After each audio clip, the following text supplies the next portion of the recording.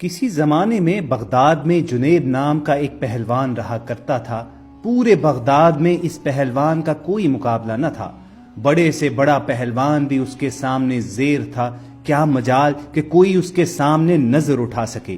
یہی وجہ تھی کہ شاہی دربار میں اس کو بڑی عزت کی نگاہ سے دیکھا جاتا تھا اور بادشاہ کی نظر میں اس کا ایک خاص مقام تھا۔ ایک دن جنید پہلوان بادشاہ کے دربار میں اراکین سلطنت کے ہمراہ بیٹھا تھا کہ شاہی محل کے صدر دروازے پر کسی نے دستک دی۔ خدام نے بادشاہ کو آ کر بتایا کہ ایک کمزور و ناتواں شخص دروازے پر کھڑا ہے جس کا بوسیدہ لباس ہے۔ کمزوری کا عالم یہ ہے کہ زمین پر کھڑا ہونا مشکل ہو رہا ہے۔ اس نے یہ پیغام بھیجا ہے کہ جنید کو میرا پیغام پہنچا دو کہ وہ کشتی میں میرا چیلنج قبول کرے۔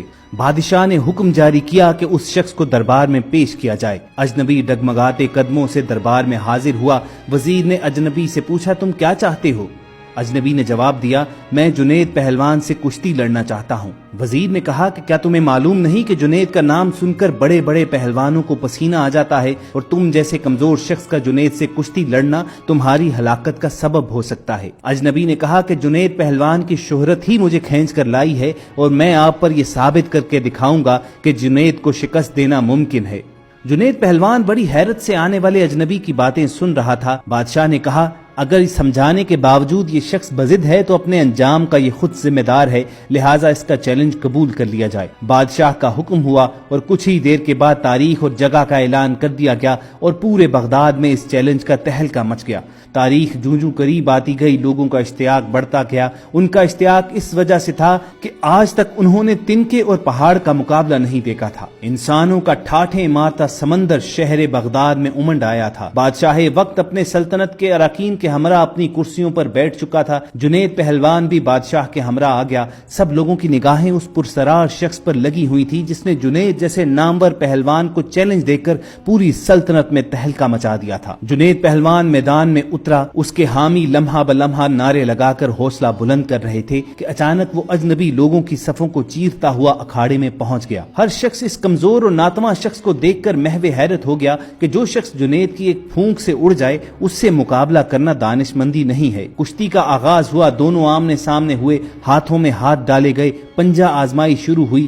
اس سے پہلے کہ جنید کوئی داؤ لگا کر اجنبی کو زیر کرتا، اجنبی نے آہستہ سے جنید سے کہا، اے جنید، ذرا اپنے کان میرے قریب لاؤ، میں آپ سے کچھ کہنا چاہتا ہوں۔ اجنبی کی بات سن کر جنید قریب ہوا تو وہ اجنبی بولا، اے جنید، میں کوئی پہلوان نہیں ہوں بلکہ زمانے کا ستایا ہوا ہوں۔ میں آل رسول صلی اللہ علیہ وآلہ وسلم سے ہوں۔ میرا ایک چھوٹا سا کنبہ کئی دنوں سے فاقوں میں مبتلا جنگل میں پڑا ہے۔ خاندانی غیرت کسی سے دستے سوال نہیں کرنے دیتی۔ بڑی مشکل سے یہاں تک پہنچا ہوں۔ میں نے اسی امید پر تمہیں کشتی کا چیلنج دیا ہے کہ تمہیں حضور اکرم صلی اللہ علیہ وآلہ وسلم کے گھرانے سے عقیدت ہوگی۔ آج خاندان نبوت کی لاج رکھ لینا۔ میں وعدہ کرتا ہوں اگر آج تم نے میری لاج رکھ لی تو کل میدان حشر میں اپنے نانا جان سے عرض کر کے فتح و کامرانی کا تاج تمہارے سر پر رکھواؤں گا۔ اجنبی شخص کے یہ چند جملے جنید پہلوان کے جگر میں اتر گئے۔ اس کا دل گھائل اور آنکھیں اشکبار ہو گئیں۔ سید زادے کی اس پیشکش کو جنید نے فوراً قبول کر لیا اور اپنی عالمگیر شہرت، عزت و عظمت آل رسول صلی اللہ علیہ وآلہ وسلم پر قربان کرنے میں ایک لمحے کی تاخیر نہ کی۔ چنانچہ اجنبی شخص سے پنجہ آزمائی کا ظاہری مظاہرہ شروع ہوا۔ کشتی لڑنے کا انداز جاری تھا، پینترے بدلے جا رہے تھے۔ پورا مجمع جنید کے حق میں نعرہ لگاتا رہا۔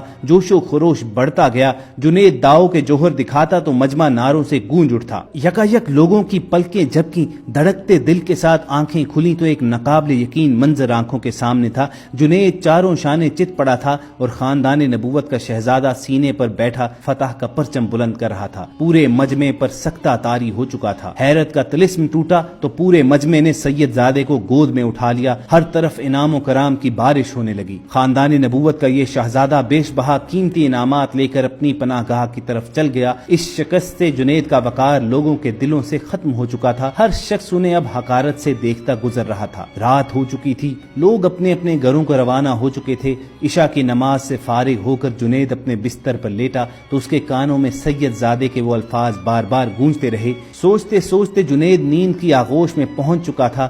نیند میں پہنچتے ہی دنیا کے حجابات نگاہوں کے سامنے سے اٹھ چکے تھے۔ روضہ رسول صلی اللہ علیہ وآلہ وسلم کا سبز گنبد اس کی نگاہوں کے سامنے جلوہ گر ہوا، جس سے ہر سمت روشنی بکھرنے لگی۔ ایک نورانی ہستی جلوہ فرما ہوئی جن کے حسن و جمال سے جنید کی آنکھیں خیرہ ہو گئی۔ در و دیوار سے آوازیں آنے لگیں، الصلاۃ والسلام علیک یا رسول اللہ۔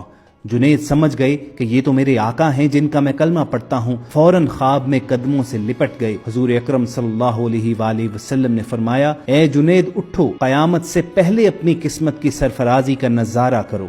نبی زادوں کے ناموس کے لیے شکست کی ذلتوں کا انعام قیامت تک قرض رکھا نہیں جائے گا۔ آج سے تمہیں عرفان و تقرب کے سب سے اونچے مقام پر فائز کیا جاتا ہے، تمہیں اولیاء کرام کی سروری کا اعزاز دیا جاتا ہے۔ ان کلمات کے بعد حضور سرور کونین حضرت محمد صلی اللہ علیہ وآلہ وسلم نے جنید پہلوان کو سینے سے لگا لیا۔ حالت خواب میں جنید کو کیا کچھ عطا ہوا اس کا اندازہ لگانا مشکل ہے، مگر اتنا اندازہ ضرور لگایا جا سکتا ہے کہ جب جنید نیند سے بیدار ہوئے تو ساری کائنات چمکتے ہوئے آئینے کی طرح ان کی نگاہوں میں آ چکی تھی اور ہر ایک کے دل جنید کے قدموں پر نثار ہو چکے تھے۔ بغداد کا یہ پہلوان آج سید الطائفہ سیدنا حضرت جنید بغدادی رحمت اللہ علیہ کے نام سے سارے عالم میں مشہور ہے اور ساری کائنات کے اولیاء کے دل ان کے آگے سرنگوں ہوتے ہیں۔ خواتین و حضرات، ہم سب نے ایک ذرا بر کوشش کی کہ آپ تک اسلامی تاریخ کے چند واقعات ضرور پہنچایا کریں۔ اگر آپ کو ہماری یہ کاوش پسند آئی ہو تو اظہار پسندیدگی کا ایک طریقہ یہ ہو سکتا ہے کہ آپ ریڈ بٹن پر کلک کر کے اور بیل آئیکن کو پریس کر کے ہم سب کے سبسکرائبر بنیں اور اپلوڈ ہونے والی ایسی ویڈیوز فیوچر میں بھی حاصل کریں۔ اس سیشن میں آپ سے اجازت چاہیں گے۔ اپنا اور ارد گرد کے لوگوں کا خیال رکھیے اور ہم سب کے ساتھ جڑے رہیے۔